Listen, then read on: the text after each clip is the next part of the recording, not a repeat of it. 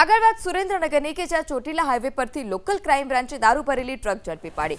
સાંગાણી ગામની સીમમાંથી ગોપાલ હોટલના પાર્કિંગમાં પડેલી એક ટ્રકમાં દારૂનો જથ્થો હોવાની લોકલ ક્રાઇમ બ્રાન્ચને માહિતી મળી હતી, જેને આધારે પોલીસે પાર્ક કરેલા એક ટ્રકની તલાશી લીધી, જેમાં અંદરથી ખાતરની આડમાં વિદેશી દારૂની હેરાફેરી થતી હોવાનું પર્દાફાશ થયો। 225 નંગ ખાતરની બોરીઓની આડમાં વિદેશી દારૂની નાની મોટી 11,496 બોટલ છુપાયેલી હતી। પોલીસે 85,66,800ની કિંમતનો વિદેશી દારૂ, 67,000થી વધુની કિંમતનું ખાતર, એક મોબાઈલ ફોન, એક ટ્રક મળી 1.6 કરોડનો મુદ્દામાલ જપ્ત કર્યો છે।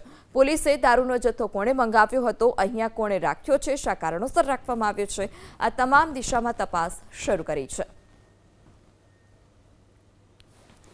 ત્યારે સુરેન્દ્રનગરના ચોટીલા હાઈવે પરથી વિદેશી દારૂ ભરેલો ટ્રક ઝડપાયો છે કે જ્યાં લોકલ ક્રાઇમ બ્રાન્ચે બાતમીને આધારે દરોડા પાડ્યા।